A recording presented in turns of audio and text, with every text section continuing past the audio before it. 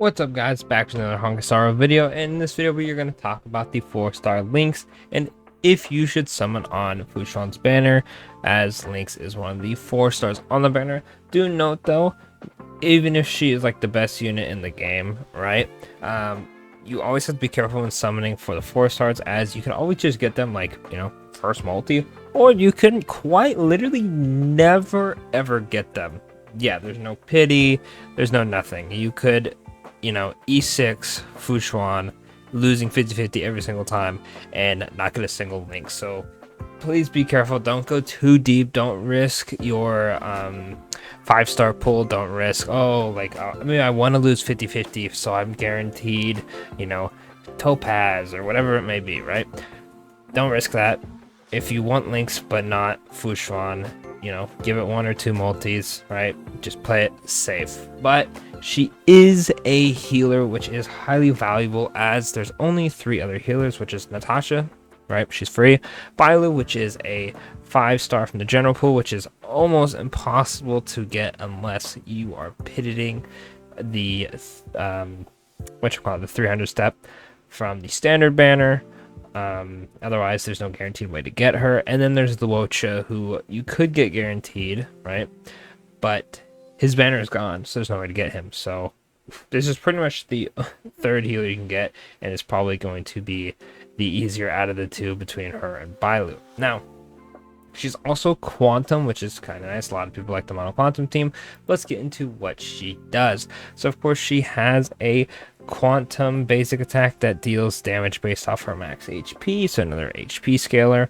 Then her skill applies survival response to a single target ally, increases their max HP by 7.5% of Lynx's max HP plus 200. Do note all these skills are 10. That'll pretty much be what you can get to at max without dupes. Also, continuing the skill, if the target ally is a character on the path of destruction and preservation, the chance of them being attacked by enemies is greatly increased. Survival response lasts for 2 turns, and then restores the target's HP by 12% on Lynx's match HP plus 320. Alright, now, very interesting, right? The whole destruction and preservation thing, because you can use it to have them attack, like, let's say like Jeopard or the Trailblazer. Obviously the Trailblazer has his own taunt, but you know, you can still use it like that. You can use it for destruction characters such as Blade, because Blade really wants to get hit, so a lot of people want Lynx for that reason, right? Pretty good skill. And I also really like how it's only destruction and preservation, aka the 2 tankier types, so that way you're not jeopardizing, oh, I need to heal my, you know, hunt character, but I don't want them being targeted. Thankfully it's only destruction and preservation. This does suck in the sense of if there's ever a character who wants to be on like low HP or whatever it may be, right? You want to target another character, it doesn't work unless they're from those 2 paths.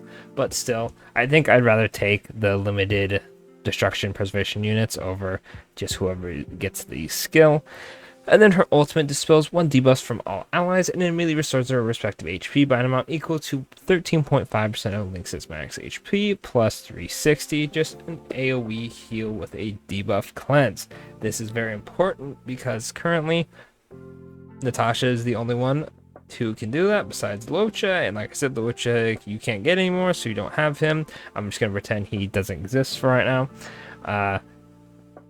It's either you use Natasha E or you use Lynx, right? There's Bailu can't give her the debuffs. Trust me, I use Bailu and I wish he did.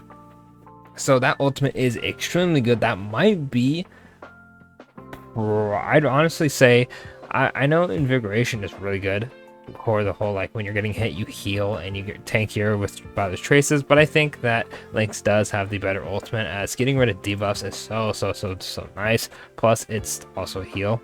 Then her talent is when Lynx uses a skill or ultimate, applies the continuous healing effect to the target ally for 2 turns, restoring the target's ally's HP by an amount equal to 3.6 of Lynx's max HP plus 96 at the start of each of their turn. If the target has survival response, the continuous healing effect additionally restores HP equal to 4.5 of Lynx's max HP plus 120. So pretty much when you cast an ult, right, it'll heal them, and then whatever ally you use the skill on, they get more heal, right? Pretty straightforward. And then her technique is, at start of battle, all allies are granted her talent continuous healing effect for 2 turns. Pretty basic, right?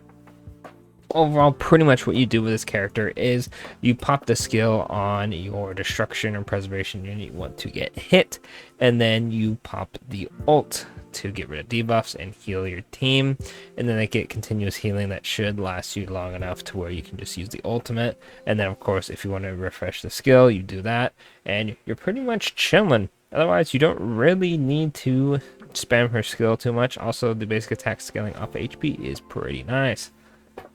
Then we have her traces. After target with survival response is hit, survival response again is going to be the skill. Lynx regenerates 2 energy immediately, right? Not a huge amount of energy, but I mean it adds up, right? Because it is infinite, it's not once return. So if there's like 5 enemies all hitting you, that's 10 energy. Then she increases the chance of resisting crowd control debuffs by 35%. This is important because if Lynx gets frozen, stunned, whatever it may be, you can't use her. You can't use her ultimate to cleanse. Then her last one extends the duration of the continuous healing effect granted by her talent for 1 extra turn, which is just, one more time to get your ult back to continue that. Then we have her dupes. Right, dupes are not needed, but they do help out a lot. The first one is when healing allies with HP equal or lower to 50%, her outgoing healing increases by 20%. This effect also works on the continuous healing. So if you heal and they're still not over 50 for whatever reason, the continuous effect got you, right? Then with her second dupe, target with survival response can resist debuff application for 1 turn. This would be really nice on someone like Blade, who probably doesn't have any effect resistance built up. If they were to get frozen, stunned, whatever it may be, boom, they're fine, right? And that'll also help you with having to rip the ult just to cleanse their stun, whatever it may be. I'm trying to think of the one that makes them basic attack. It's like the anger one, whatever it may be. You get the gist, right? Then, of course, 3 and 5 are just the skills up. Then, 4, when their survival response is gained, increase the target's attack by an amount equal to 3% of Lynx's max HP for 1 turn. This one's cool, but it is only 1 turn, and Lynx doesn't really want to be spamming her E all that much when she doesn't need to. It'd just be wasting skill points, but still, this is, a little bit, extra, I guess. Then for 6, additionally boost the max HP of increasing effect of survival response by an amount equal to 6% of Lynx's max HP and increases effect resistance by 30%. Now this is pretty nice, I'm not gonna lie. This is pretty much going to be a huge buff for Blade, and just the effect resistance in general is pretty much going to mean that any preservation character, granted you have Keel on them or just have effect resistance in general, it's pretty much just going to be chilling, because not only do they resist a debuff already, if they were going to hit with the second one, they have to eat through all the effect res that you're getting as well. So overall, a pretty good character. The only thing really is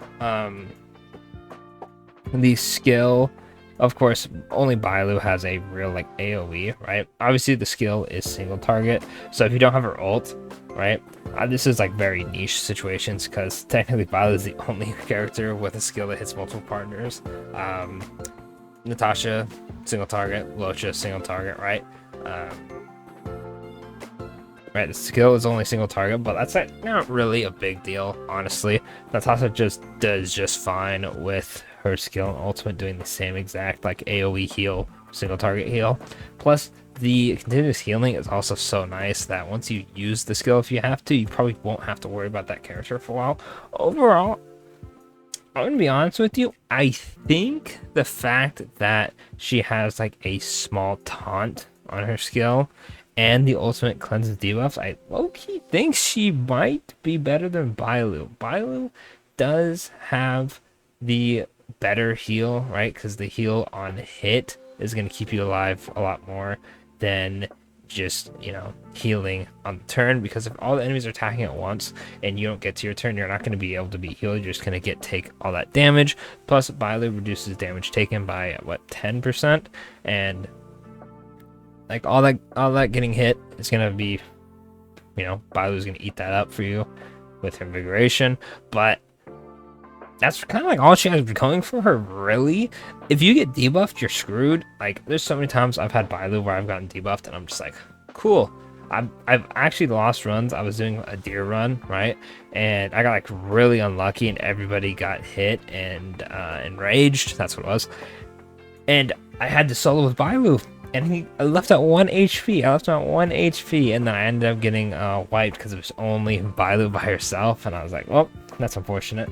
So not having a way to cleanse debuffs is really, really annoying. I'm sure Bailu is going to age super rough because of that, but regardless of me bagging on Bailu because she doesn't have a debuff cleanse, this unit is really, really good.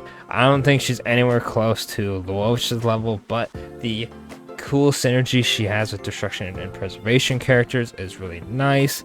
I guess one little nitpick with it is some destruction characters don't want to get hit. Like Blade and Claw are just loving this character. Someone like Donhang is not really going to be a big fan of just getting hit a bunch for no reason just because you use the skill on him. But other than that, probably won't run into too much of an issue on that, as most destruction characters are pretty tanky, and if you're not wanting to get hit with a preservation character, I'm not too sure what you're doing there. Other than that, that'll probably be it. Let me know in the comments what you think of Lynx, if you should summon or not. Pretty much how I view it is, if you only have Natasha, you should try to grab her, right? Only having one healer is rough. If you have Natasha and Bailu, you know, 1 or 2 multis wouldn't hurt as long as you have the currency and you're not trying to save for someone else. Personally, I have Bailu and Natasha, and I think I'm going to grab Lynx for the stages that I need a cleanser. I think she is a upgrade over Natasha. So if you're looking to replace Natasha, let's say you have Luocha Natasha, you have Bailu Natasha, I think this is a good pick. If you have Bailu and Luocha, I'm gonna be honest with you, probably don't need Lynx, as you can just use Natasha for debuff cleansing. I know she's not as good as Lynx, but you know, you kind of got your healing covered. Other than that, that's pretty much it. If you like the character, I'd say go ahead and summon. If you are going for Fushuan, you're probably going to pull her anyway. Other than that, that'll pretty much be it. Let me know if you're summoning or not in the comments for Fushuan, or if you're summoning for Lynx, and I'll catch y'all in the next video. Don't forget to like and subscribe as always, and see you later.